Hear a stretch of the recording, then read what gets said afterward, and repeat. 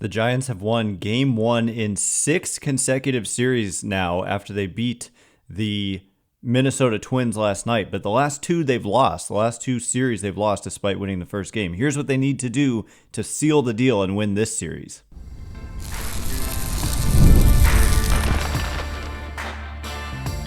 You are Locked On Giants, your daily San Francisco Giants podcast. Part of the Locked On Podcast Network, your team every day.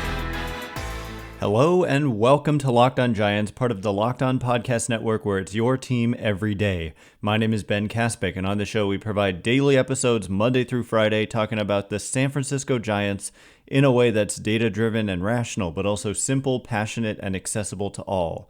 I'm a former contributor for the baseball statistics and analysis websites Beyond the Box Score and Rotographs.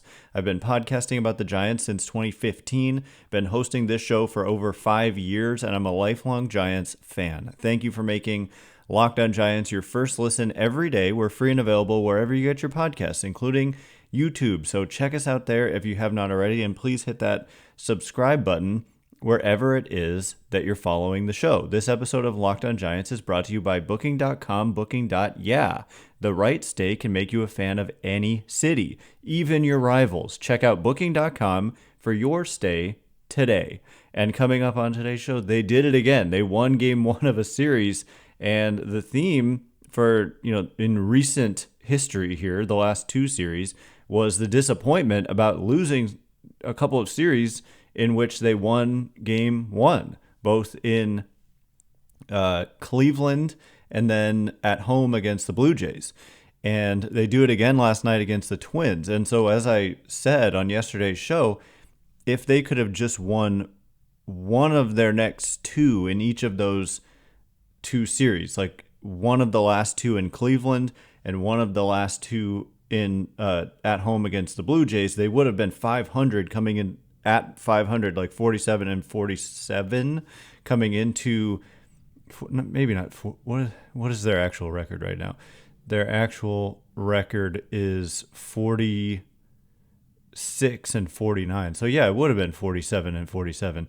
And then by winning game one against Minnesota, you could have been 48 and 47. And if you're 48 and 47, you'd be 1 game back out of a playoff spot right now, which is where like the Diamondbacks are. But instead, you're 3 back and you're 3 under 500. So the Giants have been doing this dance for too long, where they're like 3 games under 500. I feel like on average, they've been kind of sitting there for a while, and they are 5-5 in their last 10. So 10 games ago, they were also 3 games under 500. So you've just got to like break through, and you're not going to be above 500 going into the All-Star break. It's just an impossibility given that there's 2 games left and you're 3 games under. But if you can somehow sweep this series and end up 48 and 49, I think the Giants would feel pretty good about that. But at the very least, if you can just win one of the next 2 games, you would at least feel decent about that. Whereas if you lose the next 2, you'd be talking about 3 consecutive series in which you won the first game and then lost the next 2 games. And that's just something there would be time to make up for it. But I guess I like to, when things kind of get narrow like this, meaning there's only 2 games left, there's only a few possibilities for what their record will be going into the All-Star break. So if they lose the next 2, they're 46 and 51. 5 games under 500. And if they split, they'll be 47 and 50. And if they can win the next 2 and sweep, they'd be 48 and 49. So obviously 48 and 49 is preferred. Kind of the funny thing, like the math of it, is that it's not like you're 1 game under or 2 games under or 3 games under. It's either 1 game under, 3 games under, or 5 games under 500. So those are the possibilities for the Giants going into the All-Star break. And what do they need to do, like I said, to win a game to finish out at least, 1 game to finish out this series? Well, tonight they're taking on, this afternoon, I should say, it's a 4-something start. They're taking on Simeon Woods Richardson, who is 23 years old, and this is his rookie season, and he's doing a nice job. He's got a 3.48 ERA, 3.92 expected ERA, 3.86 fielding independent pitching. So one thing he's done really well is, I wouldn't even say really well. He's just prevented home runs this year nicely. And the average on balls in play against him, he's been a guy who's been tough to get hits off of, basically, is what it appears. Like this season, opponents are hitting only 249 on balls in play. That doesn't count homers. And he's also not allowed many homers with a home runs per nine of 0.93. He's also not a huge strikeout guy. So kind of pitching to contact, but pitching to contact effectively to the tune of a 3.48 ERA as a 23-year-old rookie. And the arsenal is fastball that he throws 41% of the time, 93 miles an hour. It's a four-seamer. Slider 31% of the time, pretty high slider usage, averages 87. Throws a curve, 7.5% of the time, and a changeup 21% of the time. So it's 60%-ish non-fastballs, sliders, curves, and changeups, with the slider being the primary of the three secondary pitches. And so basically a lot of sliders and changeups. You're going to see those about half the time. Half the time you'll see a slider or a changeup, and then that curve he'll probably flip that in for first pitch strikes and whatnot. So anyway, this is a good, talented young pitcher. The Twins got him in, I think it was a trade. Was this the trade? I'm forgetting exactly what the trade was, but I think it was the one with the Twins, with the Jose Barrios trade. From the Twins to the Blue Jays. So anyway, Simeon Woods Richardson tonight, this afternoon, against Hayden Birdsong. So a couple of rookies going at it. Birdsong is, he's impressed me, and the numbers may not necessarily stand out like in a super strong way, but it's one of those guys where if you actually watch him pitch, you see like the arsenal is there for him to be quite good, potentially. And his strikeout rate, 24.2%, better than the major league average already as a 22-year-old. And it's not hard to see why when you look at the arsenal for him. He throws a fastball that averages 95.8, slider is 86, curveball is 81, changeup is 88. And so a good, mix from 96 to 81 with his pitches. And a key for him is just command. Like if he's throwing the ball where he wants to throw it, then he's really tough. If he's, falling behind and or leaving pitches over the heart of the plate, then he's gotten hit. He's allowed some homers. He's allowed 3 homers in 3 starts. So an average of 1.88 home runs per 9 innings, which is obviously, that's quite high. Like I said, Woods Richardson's home runs per 9 is 0.93. So you want to be, like under 1 is good. And Hayden Birdsong, about 2 home runs per 9 innings allowed so far in his young major league career, but we're talking very small sample here of just 14 and a third innings. So that's going to be a key, is can he keep the ball in the ballpark today, and also can he throw strikes? And then in game 2 or 3, I should say, it's going to be Blake Snell against Chris Paddack. And Chris Paddack, formerly of the Padres, is having not a great season, and neither is Blake Snell, though. Chris Paddack, 28 years old now, and in his career, 4.41 ERA this year. He's thrown 83 and a third innings, 5.18 ERA, 4.74 expected ERA, has always allowed quite a few home runs, almost 1.5 per 9 innings. Strikeout rate is just 20%. So the Giants, if they can win today against Woods Richardson with Hayden Birdsong as their starter, they've got a good shot of sweeping the series. And so today is big, but if you do lose this game today, then you've got to win the finale, and baseball is unpredictable, and Blake Snell has been certainly sometimes not very good. So anyway, that's how they're going to do it. And also on offense, I think they've just been underrated, and they showed it again last night. So coming up in just a minute, we're going to get into the Giants offense and why I think it just continues to be quite underrated. So we'll get into it in just a minute. And before we do, today's episode of Locked On Giants is brought to you by Booking.com. Booking.yeah. With summer travel heating up, especially travel for baseball games, it's time to explore those U.S. cities you always secretly wanted to learn more about. And yes, we're talking about your rivals' cities.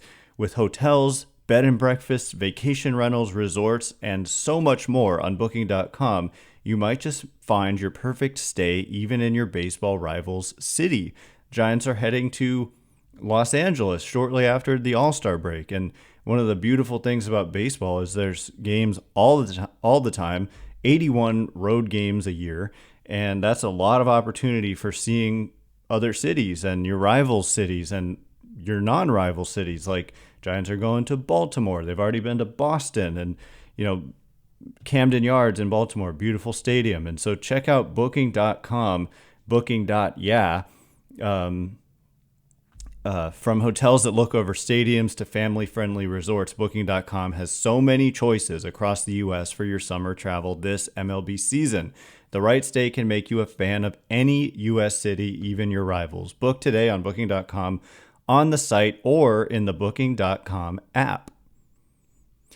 Today's episode is also brought to you by eBay Motors. Passion, drive, and patience. The formula for winning championships is also what keeps your ride or die alive. eBay Motors has everything you need to maintain your vehicle and level it up to peak performance. Superchargers, roof racks, exhaust kits, LED headlights, and more. Whether you're into speed, power, or style, eBay Motors has you covered. With over 122 million parts for your number one ride or die, you'll always find exactly what you're looking for. And with eBay Guaranteed Fit, your part is guaranteed to fit your ride every time or your money back. Because with eBay Motors, you're burning rubber, not cash. With all the parts you need at the prices you want, it's easy to make your car the MVP and bring home huge wins. Keep your ride or die alive at ebaymotors.com. Eligible items only. Exclusions apply. eBay Guaranteed Fit only available to U.S. customers.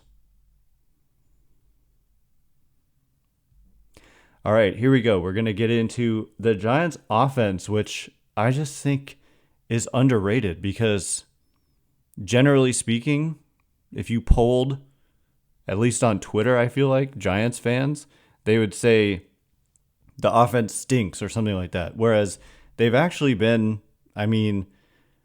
not like great, but it's certainly not been the reason they're 3 games under 500 if you look at the pitching numbers. Thanks again for making Locked On Giants your first listen every day.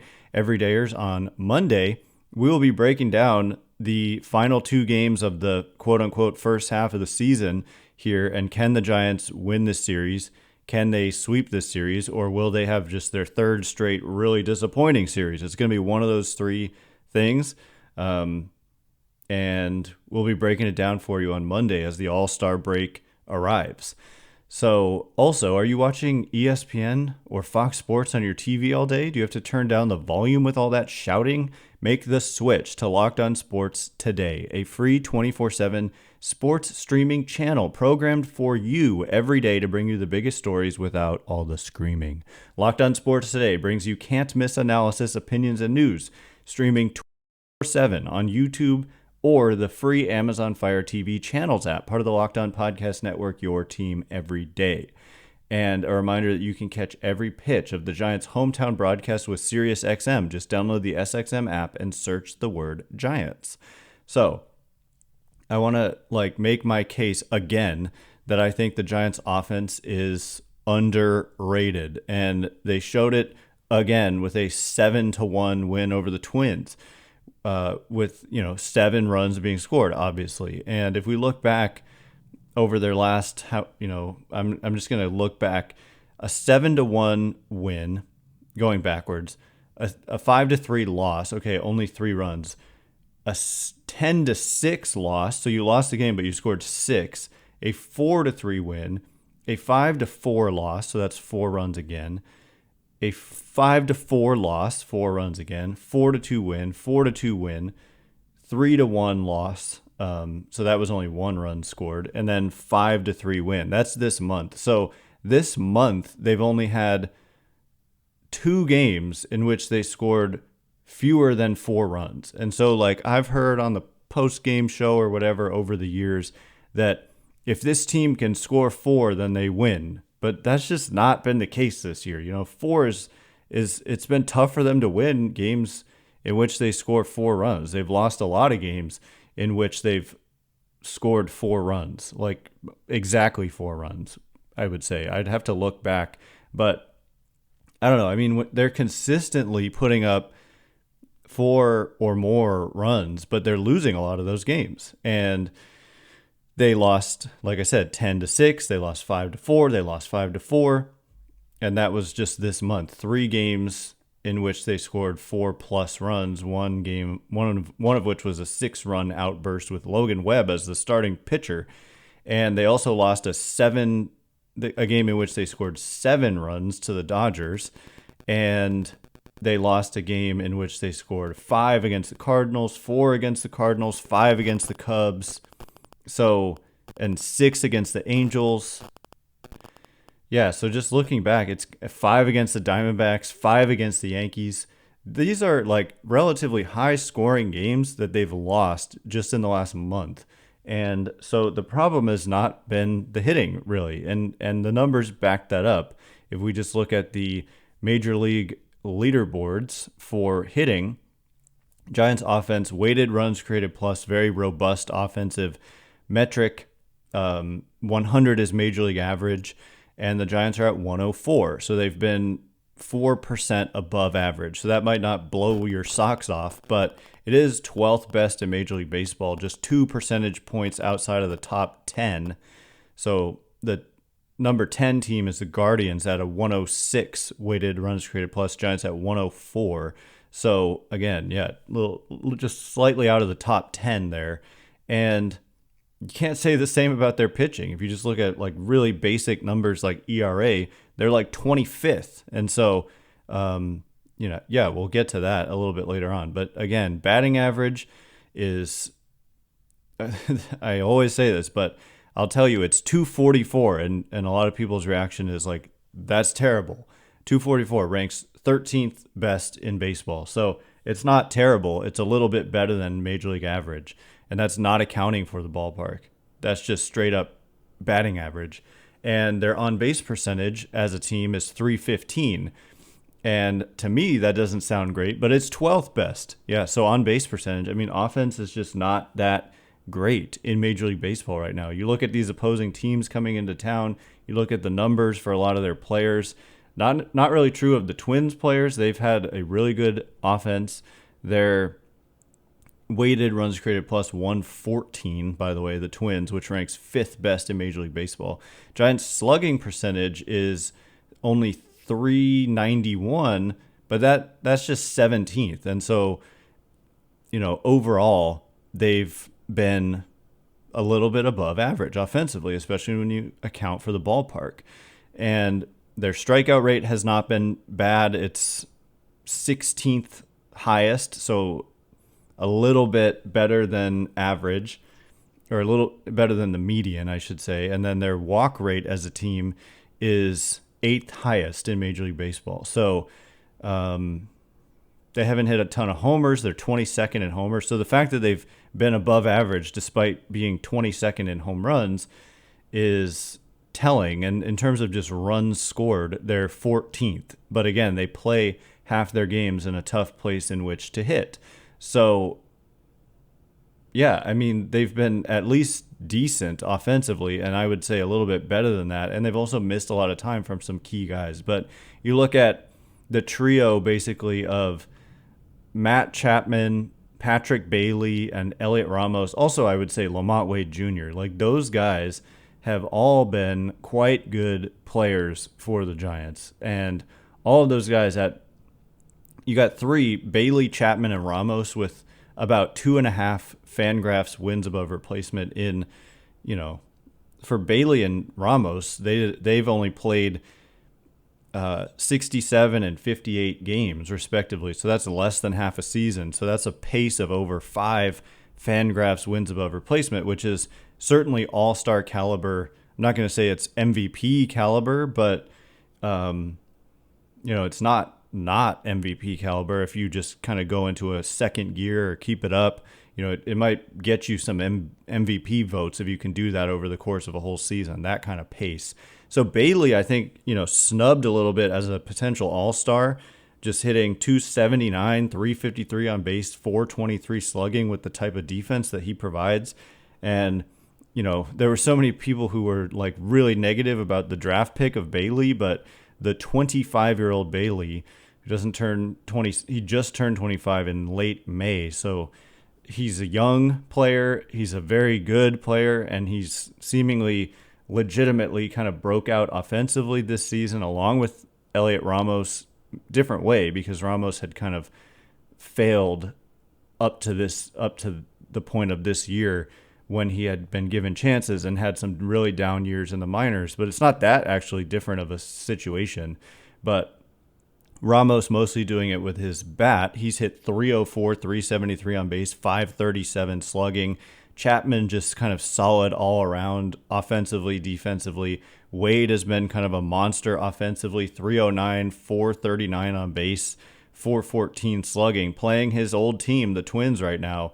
So that's kind of a cool thing, and I always hope he does well against the Twins, who gave him away to the Giants for Sean Anderson, who that was just a total heist of a trade looking back at it.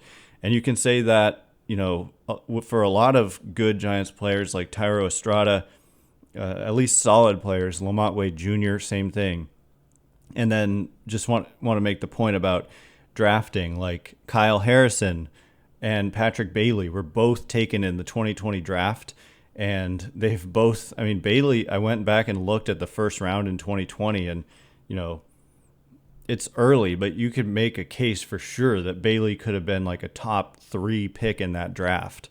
And he was kind of considered like a reach by the Giants when they took him, and someone that, they quote unquote didn't need because they had Joey Bart. Well, he's proved to be a great pick there. And so is Kyle Harrison. Maybe not great yet, but at least really solid. And a 22-year-old player. So coming up in just a minute, we're going to get into the nice bounce-back outing by Kyle Harrison and why it's so important that he pitches well right now, given what's going on in their starting rotation. So we will get into that in just a minute. And before we do, today's episode of Locked On Giants is brought to you by Tax Network USA. Here on Locked On Giants, we pride ourselves on getting you the latest news for your team. Whether it's the offseason, the draft, spring training, or the playoffs, it's year-round. You know what else is year-round? Collection season. Just because tax season is over doesn't mean the IRS will stop coming after you for unfiled taxes. The IRS can garnish your wages, levy your bank accounts, and even seize your property. Don't let the IRS target you. Let the licensed professionals and tax experts at Tax Network USA go to bat for you. With over 14 years of experience and an A+ rating by the Better Business Bureau, Tax Network USA has saved their clients over $1 billion in tax debt. Whether you owe taxes, have complicated matters that require tax planning, or finally hit that parlay this season, sadly not me, and need help correctly filing, call 1-800-549-1000 or visit tnusa.com/lockedon, and be sure to mention Locked On Giants at checkout and you'll receive a $250 discount off their services. Today's episode is also brought to you in part by Stitch Fix. With Stitch Fix, you get a stylist who understands your style, size, and budget. They do all the shopping for you. It's the easiest way to update your wardrobe this season. Stitch Fix makes it all so easy. I do not like to shop, and they save me that time and effort and anguish, frankly. Plus, I get outfits that make me look and feel really good. And if you don't love something, just send it back. Shipping, returns, and exchanges are always free. Style that makes you look as good as you feel, or feel as good as you look. Now's the best time to get started at stitchfix.com/lockedonmlb, because you'll get $100 off. That's $25 off your first 4 fixes for a limited time only. That's stitchfix.com/MLB for $100 off. stitchfix.com/MLB. Must redeem within 7 days of sign up. Offer does not include kids fixes.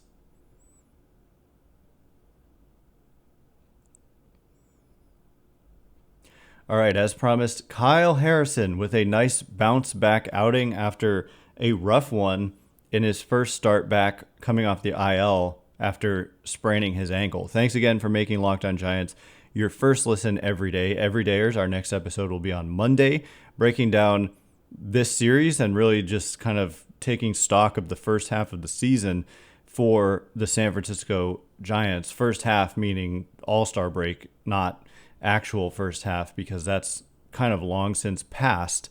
Maybe not that long, but they've played more than 81 games. Thanks again for making Locked On Giants your first listen every day.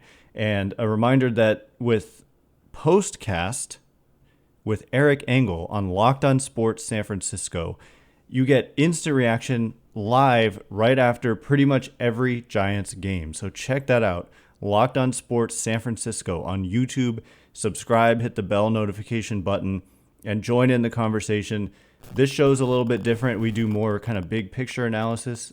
Eric's show is like instant reaction to the game that just took place, and it's right after the game. So check that out. And then that feed shows up on the non-YouTube feed for the Locked On Giants podcast, and it's going to always say Postcast in the title. So just a heads up about that, if you're not aware of it already.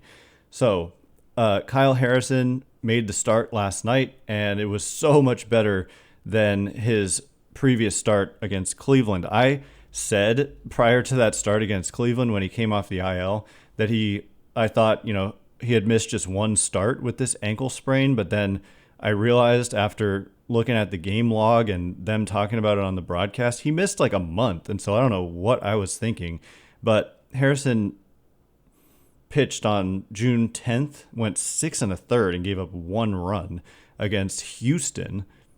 And then he missed a month, like almost a month. He didn't pitch again till the 6th of July and went just 3 1/3, gave up 4 runs, 4 walks, only struck out 2. But then last night against a good Minnesota Twins offense, like I mentioned earlier, they're one of the top offensive teams in the league. They've been especially good against left-handed pitching. He allowed just 1 run in 5 1/3. So pitched into the 6th, 5 hits allowed, 1 walk only, and struck out 3. So he's kind of proving himself not to be a pitcher who gets a ton of strikeouts, despite some pretty high-octane stuff. His strikeout rate is just 21% in his major league career. Projections have him kind of creeping up more closer to 25%, and he is just 22 years old. But, a 22-year-old with a 4.08 ERA this season, it was 4.15 last year. There's a ceiling here that he hasn't reached, and he is providing, even though he's just 22, a lot of important stability right now for a rotation that's kind of shaky. Like I said, the offense hasn't been the problem. It has been the pitching, and they've got the pieces in the bullpen to close out games in which they have a lead. I think Ryan Walker, Camilo Doval, and the Rogers twins especially form a pretty potent quartet, core 4 times 2. Just kidding. On the day they honor the true core 4 today with the Mount Rushmore thing giveaway and the Wall of Fame and all that.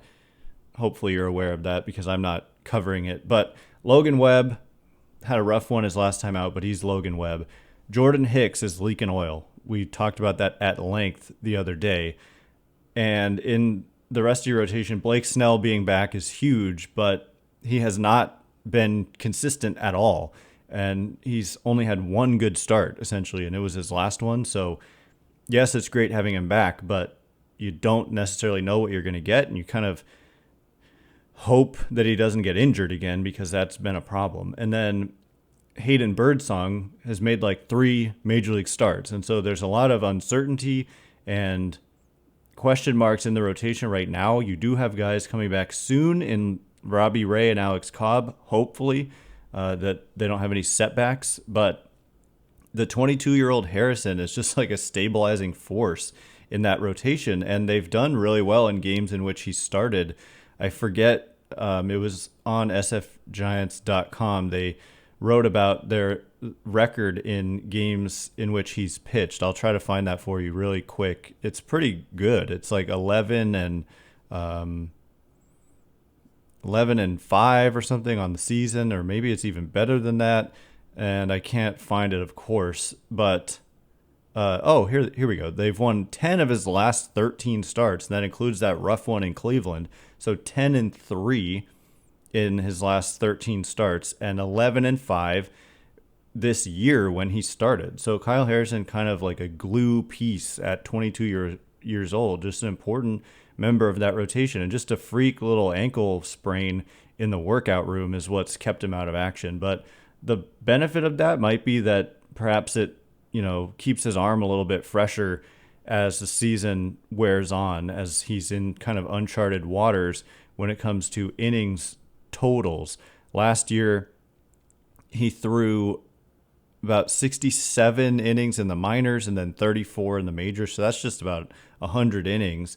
And this year he's already at 86, and he could throw another 50. And so, I don't know, I guess that's kind of a normal progression, but that does include missing a month-ish. And so perhaps the injury, I don't want to call it a blessing in disguise, but hopefully the Giants get into the playoffs and maybe there's even more innings that he has to eat up there. So anyway, that is all the time we have for today. Thanks again for making Locked On Giants your first listen every day. Everydayers on Monday, breaking down the end of the first half for the Giants. Do they sweep? Do they win 2 out of 3? Or do they somehow lose 2 out of 3 again despite winning the first game? We'll have it for you on Monday. A reminder that you can catch every pitch of the Giants' hometown broadcast with SiriusXM. Just download the SXM and search SXM app and search the word Giants. Locked On has launched the first ever national sports 24/7 streaming channel on YouTube, and now it's also available on Amazon Fire TV and the free Fire TV channels app. Locked On Sports Today is here for you 24/7, covering the top sports stories of the day with the local experts of Locked On, plus our national shows covering every league. Find Locked On Sports Today now available on the free Fire TV channels app. Once again, my name is Ben Kaspick. Check me out on Twitter at Ben Kaspick, Kaspick. If you like this show, please consider rating it or leaving a review. It helps me out a lot, so thank you in advance, and thanks to everyone who's done so already. Can't wait to be with you again on Monday. Thanks again for listening today. You are now Locked On Giants.